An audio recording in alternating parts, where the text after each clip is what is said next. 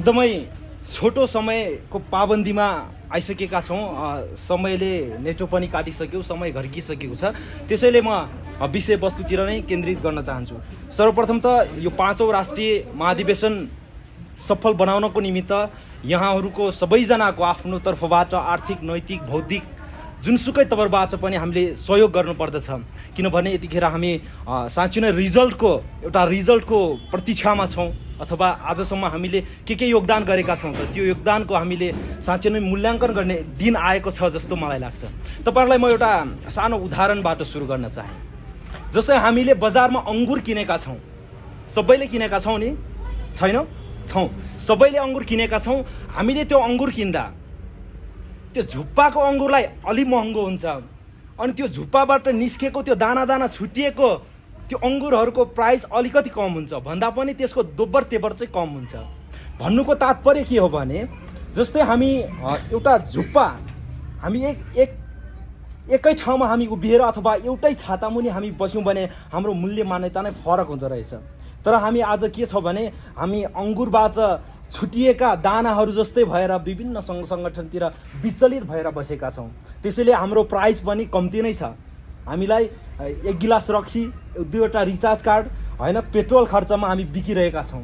त्यसो भएको कारणले हामी वास्तवमै शासक बन्नको निमित्त अङ्गुरको झुप्पा जस्तो हुनुपर्दो रहेछ, एउटै छातामुनि उभिनु पर्दो रहेछ।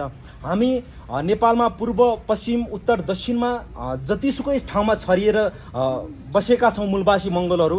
पूर्वको मङ्गोललाई चोट लाग्दा पश्चिमकोलाई दुख्नु पर्यो, उत्तरको मङ्गोललाई चोट लाग्दा दक्षिणको मङ्गोललाई दुख्नु पर्यो।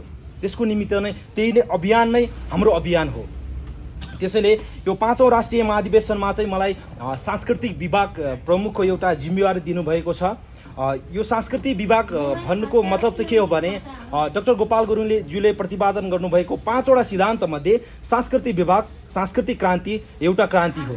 र यो क्रान्तिले हाम्रो लोप हुँदै गएका संस्कार संस्कृतिहरूको जगेर्ना गर्नुपर्दछ। आज हामीले दसैँ आयो भने अथवा तिहार आयो भने अथवा हिन्दूको पर्व आयो भने 1 महिना अगाडिदेखि नै तयार हुन्छौँ। हाम्रो घरहरू रोपन गर्नको निमित्त 1 महिना अगाडिदेखि नै तयार हुन्छौँ। तर हाम्रो लोसार कहिले आयो, हाम्रो उधौली कहिले आयो, हाम्रो उभौली कहिले आयो, हामीलाई थाहै हुँदैन। त्यसैले हाम्रो लोप हुँदै गइरहेका संस्कार संस्कृति पर्वहरूलाई नै जगेर्ना गर्नको निमित्त सांस्कृतिक विभागको खाँचो परेको हुन्छ। त्यसै गरी हाम्रो वेशभूषाको कुरा आएको छ, भाषा लिपिको कुरा आएको छ। यो सबै कुराको जगेर्ना गर्नको निमित्त हाम्रो पुर्खाहरूको देन भनौँ, पुर्खाहरूको यो सम्पत्तिलाई जस्ताको त्यस्तै अर्को पुस्तामा, हाम्रो भावी पुस्तालाई पस्किनको निमित्त हामी आफ्नो ठाउँबाट आफ्नो धर्म, संस्कार, संस्कृति, परम्पराहरूलाई जगेर्ना गर्नुपर्दछ।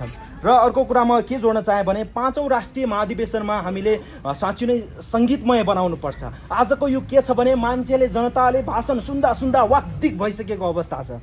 त्यसैले हामीले अबको युगमा, अबको हाम्रो यो अभियानमा, अबको हाम्रो यो लोकतान्त्रिक आन्दोलनहरूमा हामीले हाम्रो गीतबाट जनतालाई ऊर्जामय बनाउनु पर्दछ।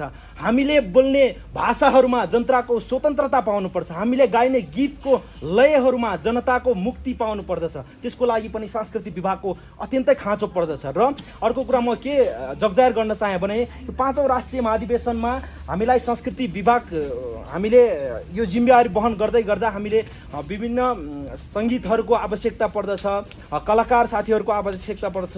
र तपाईँहरूसँग जोडिनु भएका अथवा तपाईँले चिन्नुभएका तपाईँको नातेदारहरू, आफ्नो छोराछोरी, भाइ बहिनीहरू छन् भने हामीसँग जोडाइदिनु होला। र 5औं राष्ट्रिय महाधिवेशनमा चाहिँ साँच्चै नै हामीले सङ्गीतमय बनाएर लानुपर्छ। र जनताले, अघि नै मैले भनिसकेँ, हामीले भाषणको कुरा धेरै चासो दिँदैनन्, तर सङ्गीतको कुरालाई जनताले चासो लिन्छन्। त्यसैले पनि यो सांस्कृतिक विभाग अथवा सङ्गीतको अत्यन्तै खाँचो परेको हुन्छ भन्दै यो समयको पाबन्दीलाई मध्यनजर गर्दै मेरो केही भनाइहरू यहीँ टुङ्ग्याउँछु। हवस् त, धन्यवाद। जय मङ्गोल।